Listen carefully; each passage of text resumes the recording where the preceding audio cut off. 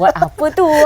Sebab macam kau tak fikiran dah berfikir kampung halaman. Kan? Walaupun terpaksa bekerja raya ni. Betul, lagu raya. Sempat tadi sebelum kita bersiaran, saya tengok resepi rendang, apa yang boleh buat dengan ayam tua. Itu antara aktiviti saya lah. Pada wanita memang itulah antara aktiviti last minute ni. Perkara paling penting adalah untuk membeli barang basah. Sebab kadang-kadang tu kan, beli waktu last minute pun orang cakap barang dah tak ada, lagi-lagi perkara-perkara penting. Nak buat rendang? Daun kunyit. Daun kunyit ni bukan sahaja mahal di musim perayaan, tetapi susah nak jumpa. So kalau anda ada kesempatan nak jumpa dengan daun kunyit tu, beli cepat-cepat, potong, bersihkan, potong, simpan dalam freezer. Nanti masa nak masak rendang raya pertama ke raya kedua ke, dah ada. Bau sedap, wangi. Betul. Kita sedang bercakap keadaan suasana hari raya yang dijangkakan pada hari Rabu ni lah. Itu kalau esok pengumuman itu dibuat dan mengatakan 10 hari bulan adalah hari raya. Tetapi barangkali juga hari Khamis pun boleh jadi juga. Boleh? Kita nantikan hari... Okey. Dan sempena orang kata nak dengar pengumuman raya tu, jom kita teka baju. Saya rasa tahun ni warna biru. Kena spesifik. Biru apa? Royal blue orang kata. Royal blue. Saya rasa orange cair. Okey, kita nantikan sebab sekarang ini dikatakan baju warna yang menjadi pilihan adalah orange beige. Betul. Orange yang butter tu kan. So anda juga pastikan bersama dengan kami sampai hujung rancangan. Nanti kita pun ada perbincangan tentang baju raya antara identiti dan juga glamour. So betul. Pastikan anda bersama kami dalam Apa Khabar Malaysia sampai hujung rancangan 10. Tapi yang pasti kalau betul lah perayaan raya hari raya bagi tahun ini dijatuh pada hari Rabu dan dijangkakan, maksudnya malam ni adalah hari terakhir untuk kita solat tarawih. Jadi saya kira janganlah kita lepaskan peluang kerana setiap ini bukan setiap tahun, bukan setiap bulan ada, hanya pada bulan Ramadan saja. Jadi last minute itu harus kita gunakan dan manfaatkan kerana fadilat yang cukup besar untuk kita terima apabila kita mengimarahkan bulan Ramadan ini dengan melakukan aktiviti ibadah yang sempurna. Betul. Dan bagi anda yang mungkin tak boleh berpuasa, jangan rasa kurang kerana banyak lagi ibadah yang boleh anda lakukan untuk sama-sama mengejar pahala di bulan Ramadan ini. Dan tentunya juga bagi mereka yang macam kita ni lah kan, bekerja di bulan raya nanti ni, pastinya akan mengenakan banyak perkara. Tetapi apapun, kami akan bersama dengan anda juga dan kita percaya bahawasanya tugas anda amat penting bagi memastikan supaya urusan harian kita, sebagai contoh mereka menjadi jurawat, jadi doktor, unit uniform juga yang perlu bekerja. Dan barangkali juga salah satu lagi, mereka yang bekerja dalam bidang F&B. Mereka ini juga harus kita hargai kerana mereka lah yang membantu kita. Kadang-kadang tu kan dah penat makan rendang, mesti kita nak terasa makanan lain kan. Mereka inilah yang menyediakan makanan kepada kita untuk memastikan supaya kita tak terasa. Betul. Ini sebenarnya penting. Sebab kadang-kadang raya pertama tu dah banyak sangat makan juadah raya. Bukan sampai petang, tengah hari dah rasa macam nak makan nasi lah, lauk lah. So itu saya tak tahu dengan orang lain kan. Kadang orang lain dah makan makanan raya tu sampai malam kan. Tapi saya tengah hari tu dah memang nak makan sama nasi. Sama juga dengan saya. Tapi apa pun kita nak saksikan dulu apakah situasi semasa khususnya bagi ramalan cuaca hari ini, dan kita bersama rakan tugas dari Berita. Saksikan.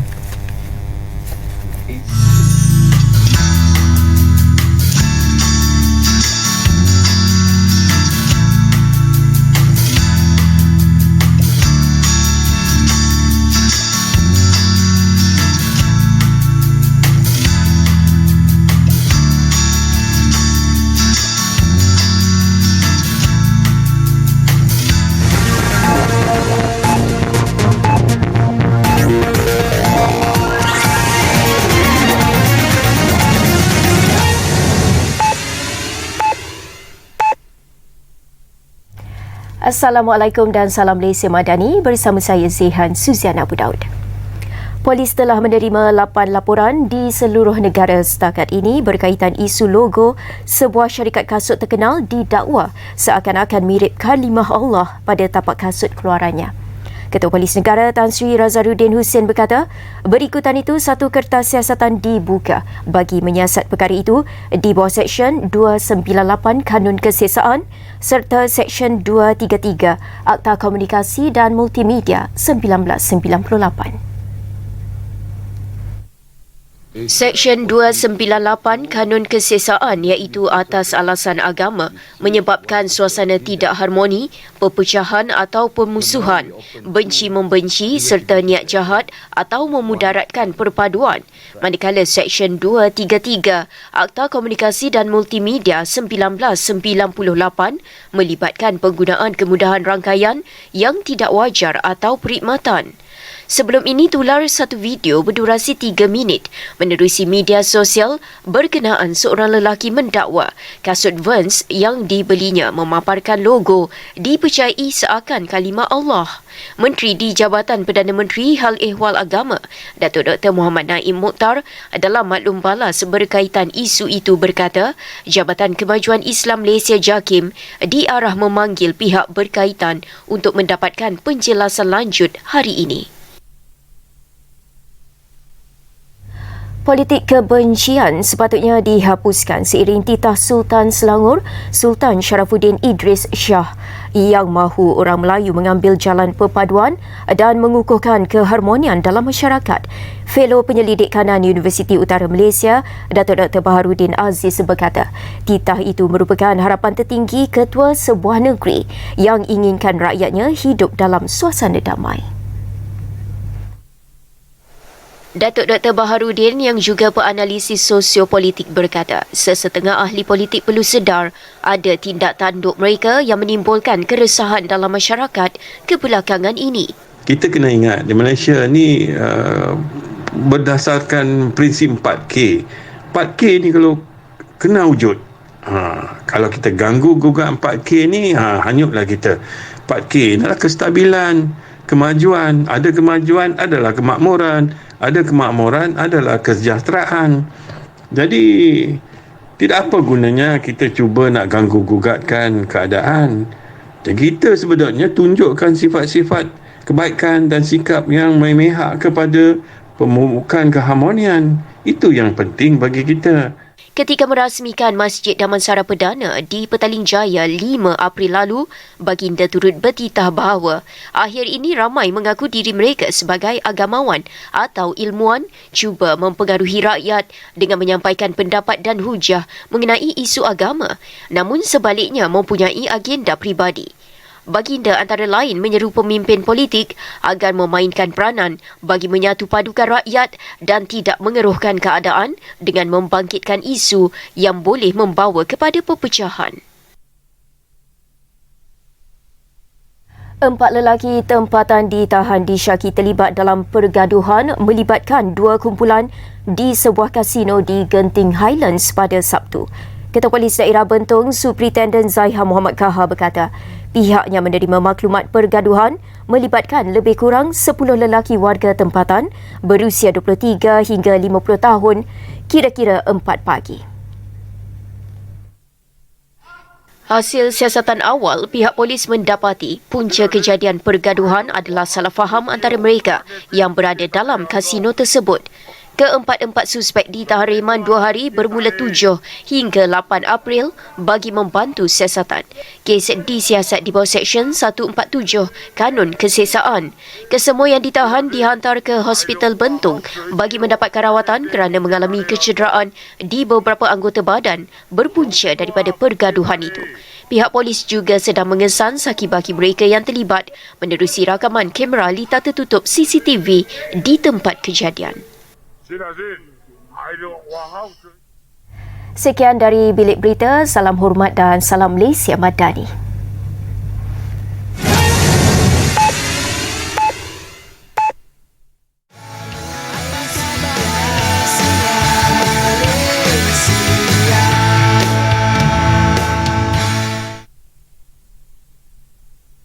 Okey, tadi kita dah sebut berkaitan tentang harga barangan ataupun harga barangan di pasar khususnya pasar basah lah. Memandangkan kita nak mempersiapkan diri di dapur itu supaya bahan-bahan cukup, barulah orang kata perfect rasa makanan tu kan. Betul. Yang paling penting saya kira ayam, daging,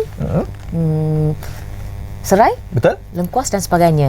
Ini merupakan bahan-bahan penting lah yang perlu ada. Dan dikabarkan ada peningkatan harga dalam terutamanya ayam beberapa sen, beberapa kali sebelum hari raya ini, dan itu yang nak kita bincangkan tentang kawalan harga barang makanan menjelang Aidilfitri. Dan untuk itu kita bersama dengan tetamu kita di talian Skype pada ketika ini, iaitu pengarah Seksyen Kawalan Harga dan Anti Pencatutan Bahagian Penguatkuasa Kementerian Perdagangan Dalam Negeri dan Kos Sara Hidup. Kita bersama dengan Tuan Zubir Hamzah di talian pada ketika ini. Hello Tuan, terima kasih kerana sudi bersama dengan kami. Terima kasih. Okey, baik Tuan. Di awal ini pasti setiap kali musim perayaan persoalan akan tertanya tentang harga barangan kawalan yang sering kali dilakukan. Tidak kira sama ada hari raya perayaan Aidilfitri, Deepavali ke Tahun Baru Cina ke, perkara ini akan diberikan tumpuan utama. Untuk tahun ini, bagaimana perhitungan dilakukan untuk memastikan supaya barang-barangan khususnya yang diperlukan seperti ayam disebut tadi, barangkali bawang yang banyak digunakan itu mempunyai harga kawalan tertentu, ataupun sebenarnya untuk tahun ini tidak dilakukan?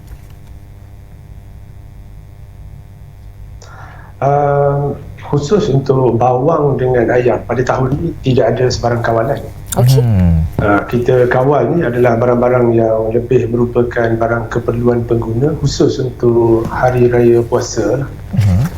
Bawang ni bekalan dia memang ada sedikit masalah kerana bawang ni 100% kita import.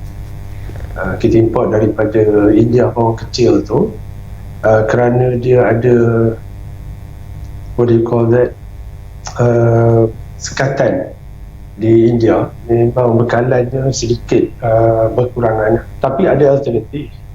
Bawang daripada China, bawang Holland, memang ada, bawang Thailand yang ada, cuma dia bukanlah pengganti yang 100% tepat lah. Sebab kebanyakan kita ni suka kepada bawang India yang roast, kerana bila tumis tu bau dia sedap. Tapi pengganti ada, tapi tidak tepat. Baik, dan kita nak memahami antara barang-barang yang disubsidi dan juga harga barang kawalan, bagaimana perbezaan mereka? Barang bersubsidi ni adalah barang yang dijual di bawah daripada harga pasaran, kerana ada elemen subsidi. Barang bersubsidi ni semestinya adalah barang kawalan, tapi barang kawalan tidak semestinya barang bersubsidi. Okey, faham. Kalau kita tengok barang yang ada subsidi lah, contohnya minyak masak, LPG, tong gas lah, gas memasak, petrol, diesel, barang-barang ni semua adalah barang kawalan, tetapi pada masa yang sama dia juga adalah barang bersubsidi. Ada juga barang-barang kawalan yang tidak bersubsidi. Contoh macam sekarang ni lah, kita sedang melaksanakan skim harga maksimum musim perayaan hari raya puasa. Ada 22 jenis barang kita kawal harga, tapi barang-barang itu semua bukanlah barang-barang yang bersubsidi. Macam daging lembu, ikan kembung dan sebagainya, semuanya kita kawal tapi tidak bersubsidi. Ini beza antara barang kawalan dengan barang subsidi. Baik, dan seperti yang kita sedia maklum bahawa ayam bukan dalam senarai skim harga maksimum musim perayaan, dan bagaimana sebenarnya kita mengawal harga siling ayam ini di musim perayaan ini? Ayam tidak dimasukkan sebagai barang kawalan sempena skim harga maksimum musim perayaan hari raya puasa. Tetapi di bawah Akta Kawalan Harga dan Anti Pencatutan 2011, kita ada dua elemen yang kita boleh kuat kuasa. Yang pertama, yang disebut sebagai kawalan harga. Yang kedua adalah anti profiteering ataupun anti pencatutan. Ayam pada tahun ini kita akan lihat dari segi anti pencatutan. Artinya walaupun tidak dikawal harga, dia sebenarnya masih boleh diambil tindakan. Kalau katakan menjelang ni sehari dua ni, harganya naik berterusan tanpa ada sebarang kesan kos. Artinya sengajalah, dia tahu dah raya ni orang ramai nak beli ayam ni, so dia pun naikkan harga tanpa apa-apa kesan kos. Maka kita akan masuk di bawah anti pencatutan. Dia akan diminta beri penjelasan, dan jika tidak boleh dibuktikan bahawa sebenarnya memang kos dia naik, kita akan ambil tindakan di bawah Akta Kawalan Harga. Okey, baik. Dan sebagai pengguna, bagaimana sebenarnya kita mahu membezakan ataupun mahu mengetahui bahawa peningkatan harga ini disebabkan peningkatan kos dan sebagainya, dan apa yang boleh kami lakukan sebagai pengguna untuk memastikan perkara ini diberi perhatian oleh kementerian? Pengguna hanya akan mengetahui perbezaan harga. Sebab pengguna dia tak boleh nak minta dokumen berkaitan dengan kos. Okey. Betul. So bila pengguna dia dapat tahu harga ni berubah, semalam beli 8.9, hari ni dah naik 9.40 sen. Beli esok dah jadi RM10. Itu adalah satu trigger yang sangat baik kepada pengguna untuk buat laporan dan aduan kepada Kementerian Perdagangan. Okey. Baik Tuan, Apabila dapat aduan ni, kita akan buat siasatan dalam masa 24 jam khususnya bagi barang yang melibatkan harga dan juga berkaitan dan keutamaan siasatan. 24 jam kita akan siasat aduan-aduan ini. Okey, baik. 24 jam, pantas. Tuan, sepanjang mungkin dalam seminggu menjelang perayaan Aidilfitri ini, bagaimana pemantauan dilakukan di peringkat bawahan, dalam masa sama juga situasi semasa bagi harga barangan keperluan khususnya menjelang Aidilfitri, adakah berlaku peningkatan ataupun masih stabil lagi? Kita telah laksanakan skim harga maksimum ni bermula 5 April. Sebelum tu lagi, lebih kurang 2-3 bulan sebelum pelaksanaan skim, kita telah mula adakan engagement, perbincangan dengan pengeluar, pemborong, agensi-agensi yang berkenaan. So kita telah dapati barang-barang yang kita kawal ni bekalan dia stabil dan harga dia di sumber juga stabil. Secara umum harga pada masa ini masih lagi stabil. Tidak ada apa-apa kenaikan yang luar biasa dan sebagainya. Bagi skim harga, sehingga semalam kita telah laksanakan 2,425 pemeriksaan seluruh negara, 42 di peringkat borong dan 2,383 di peringkat runcit. Dan bagusnya sehingga kini baru ada satu kes sahaja yang dihasilkan. Ini menunjukkan majoriti daripada peniaga mematuhi kawalan harga yang telah kita tetapkan, dan kita akan terus pemeriksaan ini sampai tamat skim harga ni pada 19 April.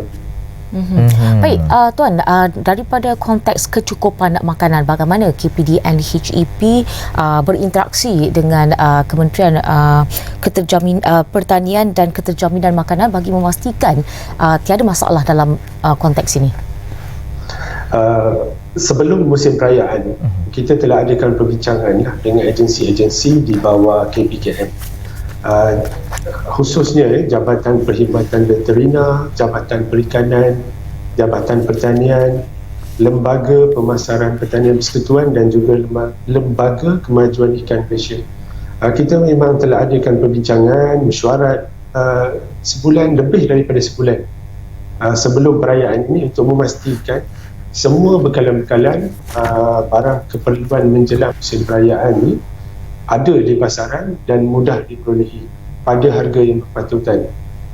Bila kita buat kawalan harga, kita lihat kepada dua faktor yang utama. Satu, bekalan tu mesti cukup.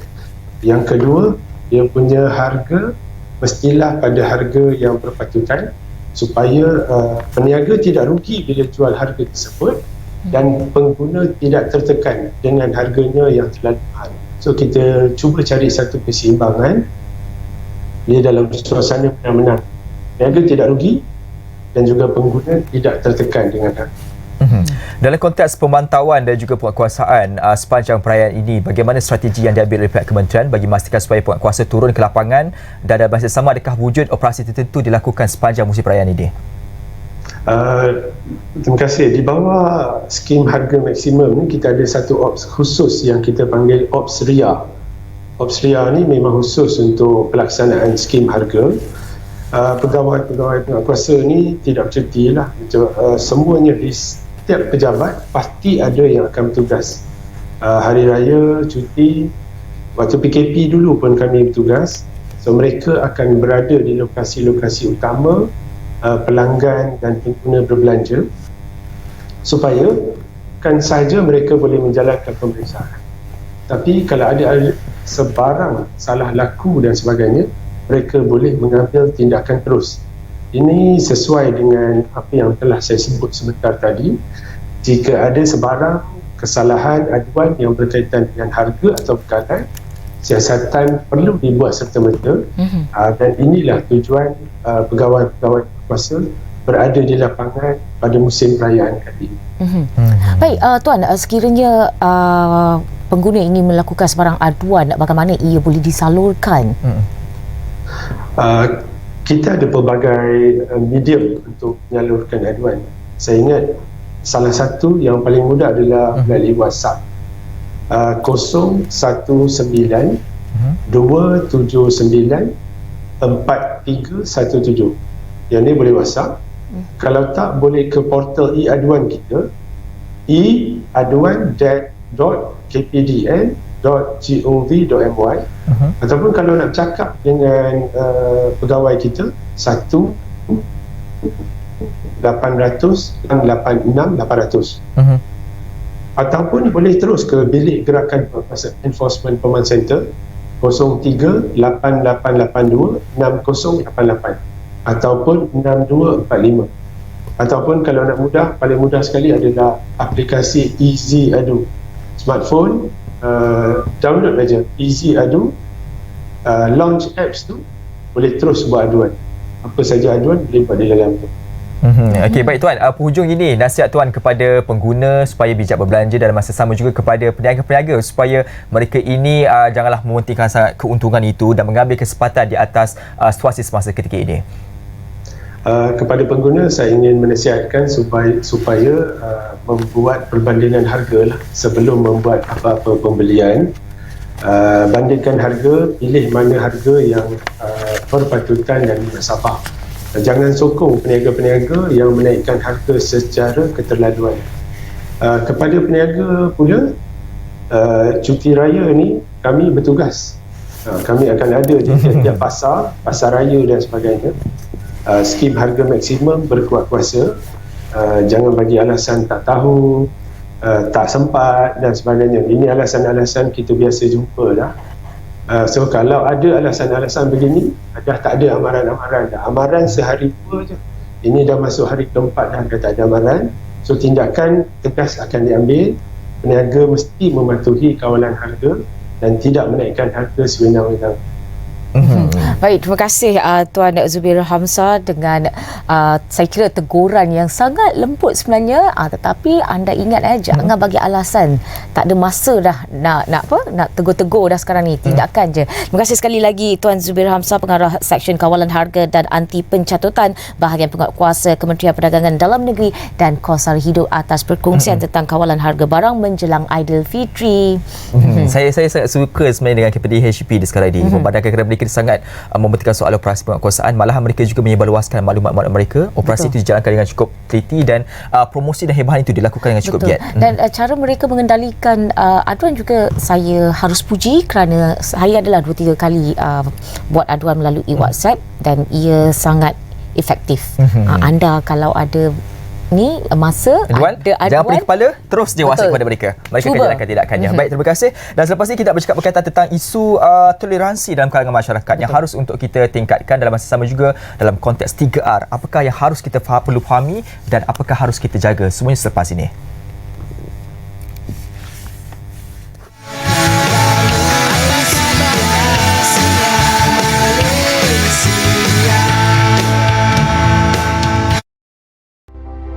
Kementerian Kesihatan Malaysia mentransformasikan perkhidmatan kesihatan dan kesejahteraan rakyat Malaysia.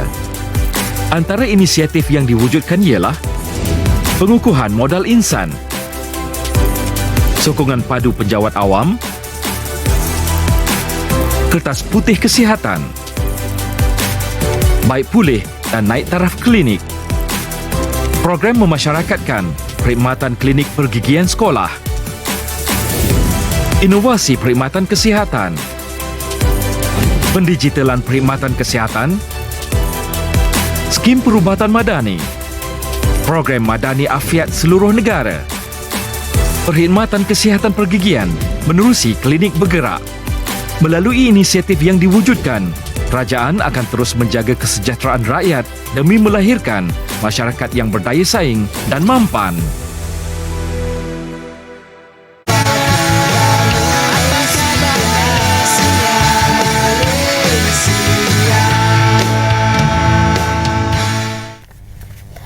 Malaysia ni sebuah negara yang demokrasi, Betul. sangat harmoni, kita berbilang kaum, dapat hidup dengan kepercayaan kita, agama kita dan sebagainya. Namun sekiranya anda menimbulkan kegusaran, anda sebenarnya tak ada toleransi, sifar toleransi kepada mereka yang sengaja mengganggu-gugat keamanan negara. Meskipun kebebasan untuk bersuara itu diberikan oleh perlembagaan sebagai hak kita, tetapi ianya tidak henti di situ kerana ada lagi limitasi-limitasi tertentu yang barangkali seperti disebut tadi, yang mengganggu-gugat keharmonian, mengganggu-gugat keselamatan awam, itu harus untuk dilihat dan perkara itu tidak boleh untuk dilakukan. Dan kali ini kita bercakap berkaitan tentang isu sifar toleransi jika sentuh isu 3R. Kita bersama dengan Profesor Madya Dr. Syazah Farhana Muhammad Syukri yang merupakan pensyarah kanan Jabatan Sains Politik Universiti Islam Antarabangsa Malaysia. Assalamualaikum Doktor. Waalaikumsalam. Terima kasih kerana bersama dengan kami. Doktor, ini satu isu yang saya kira perlu untuk diperbincangkan di peringkat seperti ini. Dalam masa sama juga kita harus lihat bagaimanakah tindakan yang harus kita ambil. Betul. Dan juga tanggungjawab itu harus untuk kita bebankan kepada diri kita sebagai rakyat Malaysia. Dalam perkara ini saya nak bertanya dahulu kepada doktor sendiri. Melihat kepada situasi semasa, mengapa usaha untuk didoktrinasikan kepada mereka yang begitu fanatik bercakap soal isu-isu yang menyentuh sensitiviti masyarakat, dan khususnya dalam konteks ini, mengapa perkara ini harus untuk dipandang sebagai perkara yang isu major untuk kita pastikan supaya tidak ada lagi situasi yang terlalu fanatik kepada perkara-perkara yang boleh menyentuh sensitiviti masyarakat. Okey, terima kasih soalan tu. Sebenarnya dia macam ini, mereka yang didoktrinasikan seperti yang disebutkan tadi dengan idea-idea atau ideologi yang sedikit fanatik ini, dia bahaya kepada keharmonian di Malaysia ini kerana ia akan menyebabkan polarisasi. Kerana bila kita sebut fanatik, maksudnya mereka memilih satu pandangan yang mungkin tidak diterima oleh kebanyakan masyarakat. Tapi masalahnya, bila mereka fanatik, mereka kekal dengan pendirian itu. Mereka susah untuk bertoleransi. Kita dalam masyarakat majmuk, semestinya kita perlu mempunyai sikap toleransi ini. Jadi ini masalahnya bila mereka menjadi ekstremisme, ya, itu yang kita mahu elak. Mereka start dengan idea yang fanatik ini, tetapi yang kita risaukan bahayanya apabila ia orang kata dalam bentuk action, ya, mereka jadi ekstrim, mengambil tingkah laku yang melanggar undang-undang, yang menyakiti rakyat Malaysia lain. Ini yang kita risaukan, sebab ini kita perlu bendung. Dan kalau kita melihat sentimen-sentimen yang menyentuh isu 3R ini misalnya, ia semakin disensasikan dan ada yang mengatakan bahawa ia dipolitikkan. Sebenarnya bagaimana ia mengganggu-gugat keamanan negara dan dari segi ekonomi pula bagaimana? Baik, seperti yang disebutkan ada kesinambungan, ya, di mana ia mungkin bermula dengan rakyat yang berpecah belah, yang tidak boleh menerima pendapat masing-masing. Perkara ini boleh mengganggu ekonomi kita daripada segi, okey, saya bagi contoh macam ni lah. Saya baru pulang daripada mesyuarat dengan syarikat-syarikat bekasi di Rantau Asia Tenggara ini. Mereka memang mengikut perkembangan di Malaysia, sebab itu mereka mahu berbicara dengan saya apa yang sedang berlaku di Malaysia. Mereka nak tahu, sebab sekiranya perkara ini menjadi lebih berleluasa, ia akan mengganggu perniagaan mereka di Malaysia ini. Baik. Jadi mereka akan sebagai pelabur, ya, mereka akan mengambil kira adakah Malaysia sebuah tempat yang sesuai untuk mereka labur, untuk mereka teruskan perniagaan mereka yang sudah setengah mereka sudah bertahun lamanya berada di Malaysia. Tapi mereka risau apakah impak yang kita lihat sekarang ini yang sudah semakin naiklah, kita kata temperature sekarang ni, ia akan mengganggu daya saing ekonomi Malaysia ini dibandingkan dengan negara-negara lain. Ini yang perlu kita fikirkan sebenarnya, impak panjang dia. Okey, baik, doktor, dalam kita mengawal isu ini sebenarnya apa usaha preventif yang boleh kita lakukan? Usaha preventif sebenarnya, jika saya nak be honest lah kan, dia sebenarnya datang daripada orang kata bottom up, masyarakat. Sebabnya apabila kita bicara tentang perkara ini dipolitikkan, ia tidak mungkin berjaya sekiranya tidak mempunyai orang kata audience, iaitu rakyat yang menerima naratif-naratif ini. Jadi untuk prevent, untuk mengelak perkara ini berleluasa, sebenarnya ia bermula dengan masyarakat itu sendiri, pendidikan seumpamanya, ataupun menggalakkan khidmat masyarakat yang orang kata cross-cultural, cross-religious. Kita perlu berkhidmat sama-sama, bekerjasama. Ini yang perlu diutamakan sebenarnya. Of course kita boleh bercakap tentang undang-undang. Memang undang-undang itu penting, itu yang top down. Tapi undang-undang ini orang kata dia datang selepas perkara ini sudah berlaku. Sekarang ni kita nak elak perkara daripada berlaku in the first place pun. Jadi kita perlu kuatkan di kalangan masyarakat itu sendiri, perpaduan kita, harmonian kita.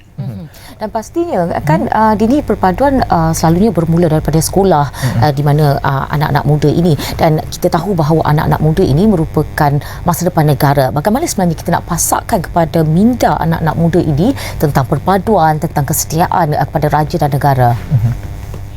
Bagi saya boleh cakap tentang anak muda, kan remaja, betul lah kita sebenarnya akan bercakap tentang ekosistem sekolah itu. Jadi bagi saya ada 3 benda yang perlu ditekankan kepada remaja kita. Yang pertama daripada segi pendidikan itu, silabus itu, subjek itu. Sekarang ini kita lihat perkara-perkara sebegini banyaknya dibincangkan di subjek sejarah tentang kenegaraan. Tetapi sebenarnya perkara ini lebih besar daripada, bukan salah sejarah, dia mungkin dalam satu, orang kata, subtopik sahaja. Apa yang saya nak katakan di sini, kita perlu mulakan tentang kesedaran sivik, subjek sivik yang menekankan tentang kenegaraan, tentang apa itu tanggungjawab kita sebagai rakyat Malaysia. In fact, perkara ini boleh diterapkan dalam pelbagai subjek pun sebenarnya. Pendidikan itu penting, jadi dia bukan sekadar untuk, orang kata, melepasi peperiksaan, kan. Jadi cikgu-cikgu boleh mengambil peluang untuk menerapkan sifat-sifat ini, sifat toleransi kepada remaja kita. Itu baru perkara pertama. Bagi saya perkara kedua, of course kita kena menggalakkan anak muda kita untuk, seperti yang sebutkan tadi, keluar dan berkhidmat pada masyarakat. Barulah dia boleh melihat bagaimana bangsa lain, agama lain, sebenarnya kita semua sama, kita semua rakyat Malaysia. Ini cara kita nak galakkan anak muda kita melihat dunia di luar sana. Perkara ketiga yang saya nak tekankan, kalau benar kan, tentang literasi digital. Sebab kita cakap tentang anak muda ini, dia punya environment sekarang digital, online. Jadi kita kena terapkan literasi digital tentang bagaimana mereka nak hadam informasi yang mereka terima yang terlalu banyak online sekarang ini. Baik Doktor, kita sudah maklum bahawa sedia negara kita mengangkat Perlembagaan Persekutuan sebagai undang-undang tertinggi. Kebebasan bersuara itu sudah ada, tetapi kita harus mengangkat juga fahaman wasatiyah, bersederhana dalam usaha kita menyampaikan pandangan dan juga pendapat. Bagaimana kita mahu mencari titik keseimbangan tentang perkara ini? Ini pun agak sukar, tapi bagi saya kita perlu orang kata menetapkan sempadan antara beberapa perkara. Paling mudah untuk saya sebutkan di sini bila kita cakap tentang hate speech, ucapan benci ataupun misinformation. Perkara-perkara ini perlu orang kata diketengahkan apa erti-erti tertentu mereka. Seperti saya sebutkan, bila kita sebut tentang hate speech, ucapan benci, dia kadang-kadang perkara yang menyakiti seseorang ataupun menyakiti hati sesetengah masyarakat di Malaysia ini. Jadi bila kita cakap tentang hate speech ni, ini yang di mana dia agak grey, kelabu sedikit. Macam mana kita nak awasi ucapan benci, sebabnya kerana kita disakiti, adakah ini cukup, orang kata, untuk menjatuhkan hukuman kepada mereka yang menyakiti hati kita. Tapi apa yang ada adalah ucapan bahaya, dangerous speech. Dangerous speech ni apabila ucapan yang diutarakan sama ada ialah melalui maya ataupun in person, boleh membawa kepada sikap-sikap yang membahayakan rakyat Malaysia. Ini yang boleh diambil tindakan undang-undang. Jadi bila kita sebut tentang mengimbangi antara dua ini, hak asasi kita yang berada dalam perlembagaan dan mengawal keadaan sekarang ini, ia tentang mengimbangi antara ucapan benci dan ucapan berbahaya. Dan ucapan berbahaya ni di mana kita perlu orang kata proactive measure lah daripada segi undang-undang. Dan bercakap tentang undang-undang kan doktor, ada sesetengah situasi kita melihat bahawa mungkin situasi itu tidak disengajakan, namun ada sesetengah situasi yang sengaja diada-adakan, dibesar-besarkan, dan ada yang macam kita tengok macam sengaja baling batu, surut tangan dan kemudian perkara ini dibesarkan dan sebagainya. Bagaimana, adakah ada undang-undang yang boleh mengawal kelompok masyarakat begini? Jadi saya rasakan untuk mereka yang kita kata surut tangan ini, dah undang-undang sudah ada, cuma sekarang ini bagaimana kita nak mencari mereka dan mendapat fakta bahawa mereka telah menyalahi undang-undang. Ini perkara yang perlu difikirkan. Bagi saya lah, pada zaman sekarang yang kita hidup ni, amat sukar sebenarnya untuk mereka menyuruh apa yang telah mereka lakukan. But almost everything sekarang ni recorded. Terutama bila kita cakap tentang atas talian kan, semua benda boleh di-trace, dan kita mempunyai netizen yang boleh membantu dalam mengenal pasti identiti mereka ini. Kita ada CCTV di kebanyakan tempat. Perkara-perkara ini menyebabkan amat sukar untuk seseorang berselindung lagi. Jadi apabila kita sudah mendapat fakta yang tertentu, inilah masa untuk pihak berkuasa untuk masuk dan mengambil tindakan selanjutnya melalui akta yang kita sudah ada. Kita ada seperti Seksyen 298, Seksyen 298, kita ada akta hasutan, kita ada CMA akta multimedia komunikasi. Banyak kita ada sebenarnya. Ini sudah cukup saya rasa. Okay. Baik, ringkas saja hujung ini, bagaimana sebenarnya cara untuk kita menenangkan diri supaya kita tidak cepat melatah, dalam masa sama juga kita mengawal situasi dengan keadaan lebih baik, dan khususnya apabila isu-isu yang boleh membakar suatu perkara, kita melihat ni dalam perspektif yang lebih tenang berbanding kita menghemburkan suatu perkara yang tidak sepatutnya. Bagi saya, di sinilah peranan kerajaan, pemimpin dan pihak berkuasa itu amat penting, di mana kerajaan semasa itu perlu lebih proaktif dalam mengeluarkan naratif, orang kata alternatif naratif yang lebih berkesan, komunikasi yang lebih berkesan untuk menyampaikan bahawa ini bukan pendirian kerajaan, ini juga bukan sesuatu yang boleh ditolerate di Malaysia ini. Jadi peranan kerajaan itu dan pemimpin sebenarnya adalah amat penting. Dan bila saya sebut pemimpin, saya bukan maksudkan sekadar Perdana Menteri dan menteri-menteri, termasuklah pemimpin-pemimpin dari, kalau ia tentang agama kan, pemimpin agama perlu bersepadu, berpakat dan mengeluarkan kenyataan yang untuk menenangkan rakyat seperti yang dibincangkan. Dan saya amat bersyukur yang Di-Pertuan Agong juga telah keluarkan pendapat beliau, juga Sultan Selangor. Jadi inilah peranan yang perlu dimain oleh pemimpin-pemimpin kita. Selain itu juga dia sebut tentang menenangkan keadaan, media juga memainkan peranan yang penting, di mana bila membuat reporting, pelaporan, janganlah sebarkan video-video yang tular atau fitnah-fitnah itu.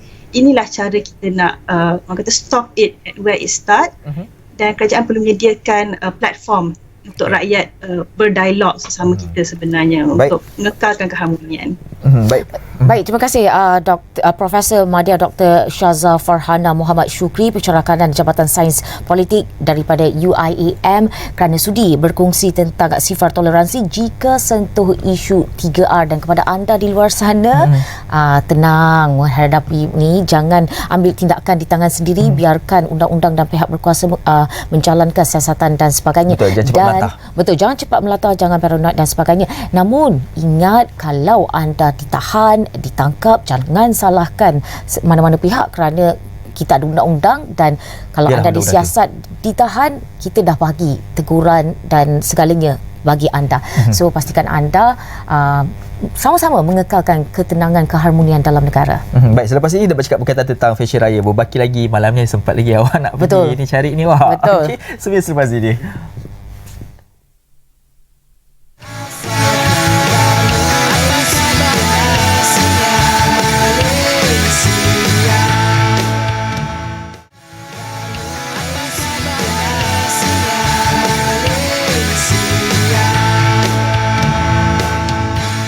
Okey, orang kata kalau dah hujung-hujung ni harga makin rendah lah pakaian atau baju-baju raya ni kan. Jadi saya rasa peluang tu harus untuk di-grab. Tapi betul, harga tu memang saya rasa banyak promosi dan sebagainya. Namun kadang-kadang dia macam tak kena macam saya. Saya suka nak pakai glamour-glamour, bulu-bulu ni.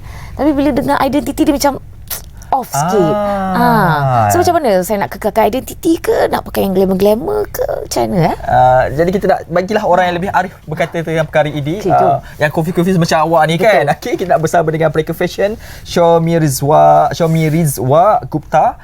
Ini satu topik yang saya kira sedang menjadikan tumpuan memandangkan media sosial ni kan. Semua orang nampak glam, tetapi kadang-kadang glam tu macam tu dah sebut, macam terkena je awak pakai ni kan. Okey, untuk tahun ni kalau kita lihat fashion yang ada di dalam pasaran khususnya untuk perayaan, bagaimana anda melihat, adakah dipentingkan itu tentang konsep identiti kepada pemakai atau lebih dipentingkan tentang glamour vas-vas style ni? Okay.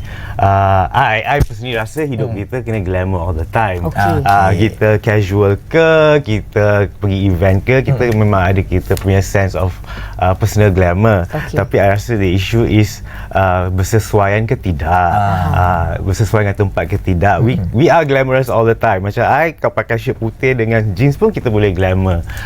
So I rasa is also berkesesuaian dengan kita punya climate, kita punya tempat persekeliling, and then the timing and the event of the day lah. Tak sesuai lah kita pakai baju pergi event like pergi Oscar, kita pakai untuk siang tengah hari for Hari Raya.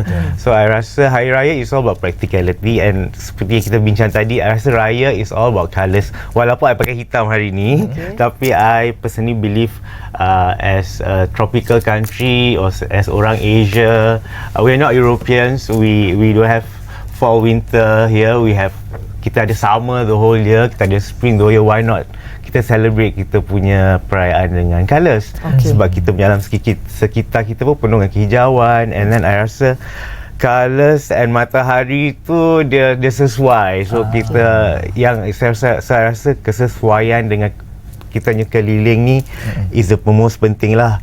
Tak sesuai lah kita pergi raya. Buat raya is also buat kita duduk on the sofa, kita bersalam-salaman, catch up.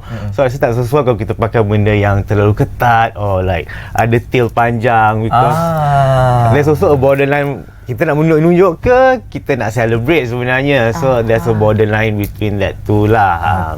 Dan bercakap tentang warna sebenarnya, bagaimana sebenarnya warna memainkan peranan untuk fashion ini? Dan orang kata tahun ini it's all about terracotta orange, orange yang butter dan sebagainya.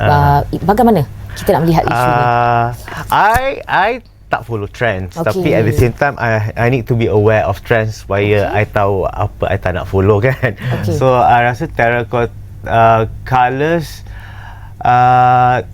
to me dia bagi mood. So in the morning I rasa sebelum kita start kita punya kerja tu, I think colour yang kita pilih untuk hari tu akan influence kita punya mood for that day. So I rasa colours dengan perayaan, colours dengan kita punya tradition and our alam sekeliling tu, scientifically also it does work together. Macam white, macam color merah is you rasa marah, you rasa garang, your mood change. So benda-benda macam tu yang rasa kena mengena dengan sebenarnya pagi raya tak boleh pakai merah. Boleh. I rasa colour apa-apa boleh, tapi I rasa macam hitam tu I ada macam hitam lah, hitam dengan grey tu I rasa macam why do you need to wear that? Kita boleh pakai benda tu every day, especially in corporate or hari-hari kita memang pakai grey, white, black. So perayaan, why not kita pakai colours? Bercakap soal perayaan dan juga warna ini, seringkali yang menjadi fokus adalah kepada wanita. Lelaki suka mengambil pada mudah lah kan, ikut je lah apa yang keluarga tu ikut je lah nak pakai apa. Tapi perkara ini barangkali boleh membahayakan juga kepada diri. Tentang perihal ini, bagaimana khusus kepada lelaki harus menitik beratkan juga soal pemakaian di hari raya dan juga warna yang diambil, dipastikan supaya perempuan mungkin boleh semua colour, kita ni kadang-kadang warna kulit pun tidaklah begitu juga kan. Takut tersilap juga tu, macam mana? I'm all about personal styling, and I rasa dah tahun 2024 ni dia punya is more fluid lah, lelaki dengan perempuan. Lelaki pun ada dia punya choice juga. Sekarang I want to look as glamorous as kaum perempuan I juga. Tapi I paling menyampah tu yang kenapa kita kena ikut colour wife kita? Mesti kena sedundul juga Kenapa tu. kita kena ikut kita punya partner? Kenapa? I'm all about coordinating, tapi I rasa macam yang match zaman Victoria Beckham dengan tu dah habis lah. Victoria dengan Beckham yang matching tu dah habis dah. So you can coordinate tapi tak payahlah sama colour. So I rasa coordination, personal coordination tu best, tapi I rasa tak payahlah kita tak payah nak berlawan dengan kita partner, tapi kita kena tahu kita punya own personal punya kelebihan dan kekurangan lah. Okey, sebenarnya orang kata sedondon tak apa, jangan sekayu. Pun boleh. Kan Betul sekayu, kain sama dan sebagainya. Dan bercakap tentang personal branding itu atau personal glam itu, sebenarnya kadang-kadang sebenarnya orang ini terlampau nak berfashion, terlampau nak glamour di pagi raya sampai dia jadi mangsa fashion. Betul. So bagaimana kita nak elak macam ni? Itu balik kepada kita punya I rasa semua orang kena tahu dia punya basics in proportion, basics in what is casual, what is cocktail wear, what is evening wear, what is formal wear. So I rasa itu is asas kepada semua orang, especially nowadays kita macam kita tengok ni, so macam it's still baju Melayu punya silhouette, tapi why must you show your nipple? Kalau you nak jumpa family you and it's daytime, you're not by the beach pun. So benda-benda tu yang cakap kena bersesuaian. Macam why do we need to wear ostrich feather, why do we need to wear fur kalau kita punya kita punya cuaca is 40 degrees. So I rasa boleh tak faham, because you don't wear winter jacket during summer in Europe. So why must we kita kena bijak. So ada reason kenapa certain fabric diperbuat untuk keadaan cuaca macam mana. And then I pun rasa Hari Raya ni tak payahlah kita nak macam, it's not fashion week. Okay. Hari Raya is all about being modest.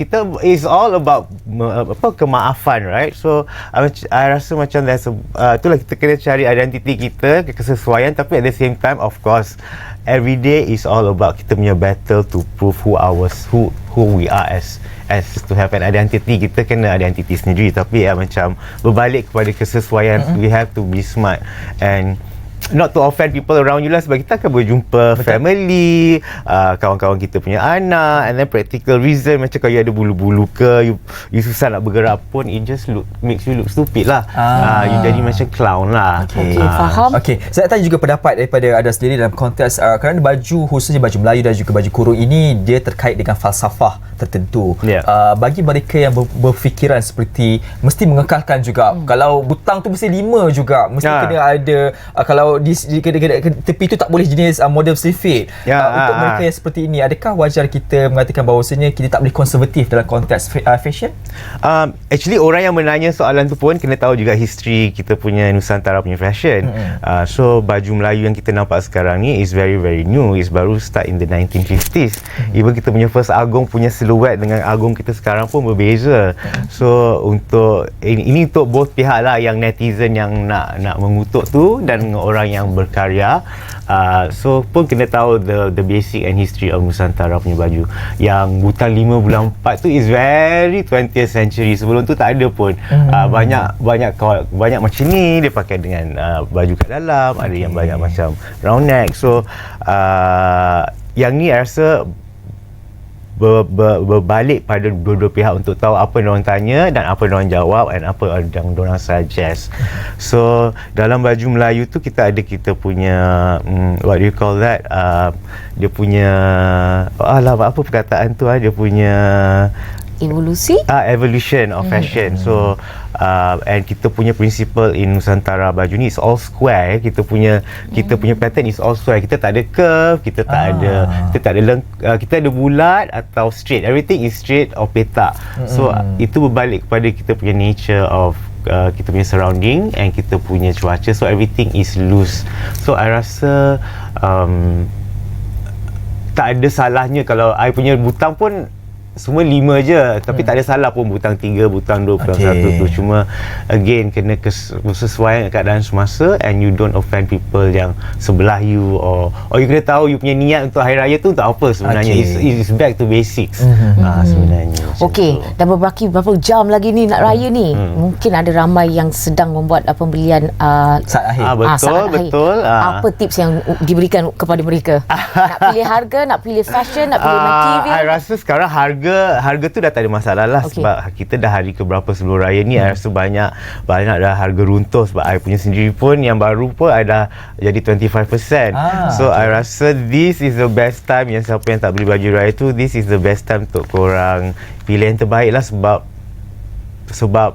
yang ada masalah is just sizes lah. Kalau size banyak, memang this is the best time to buy. 4 days, 5 days before raya tu is the best time, especially yang tak payah nak deliver, sebab I rasa yang deliver semua dah tutup lah. Betul. Dah tutup. Walk-in sekarang ni. Walk-in. So I rasa this is the time yang korang pilih apa-apa yang korang nak. This is the time, this is the best time to pilih. Tapi tips tadi, kalau boleh cari yang berwarna lah, jangan warna hitam. Yang berwarna lah, jangan hitam, pakai jangan hitam. abu. I memang nak, I memang raya, I rasa, bukan raya je lah, even Chinese New Year and Deepavali kita kena pakai colour. Because kita Asian and we should be proud and to have pride in our perayaan kan. Mood tu akan dibangkitkan dengan warna yang lebih menonjol lah daripada warna yang sikit kelams dan sebagainya. Okey, baik, terima kasih. Ini adalah merupakan tips yang saat akhir untuk anda. Saya pasti sekarang ini dah catat, dah note, dah sebenarnya dah ready dah pun sebenarnya nak beli, nak pergi malam ni kan. Dan saya percaya juga agar tahun ini juga merupakan hari yang paling meriah lah untuk anda. Betul, dan terima kasih juga kepada pelakon fashion kita, Syomir Rizwa Gupta, atas perkongsian tentang fashion raya, identity versus glamour. Okey, baik, esok kita berikan bersiaran lagi bersama dengan anda sepanjang hari raya. Juga kita akan bersiaran, kami membawakan pelbagai topik-topik menarik, khususnya berkaitan tentang last minute ni lah, nak raya ni kan, apa yang kena buat ni. Macam-macam. Okey, kita jumpa lagi hari lain. Bye. Terus bangkit, yakin berdiri.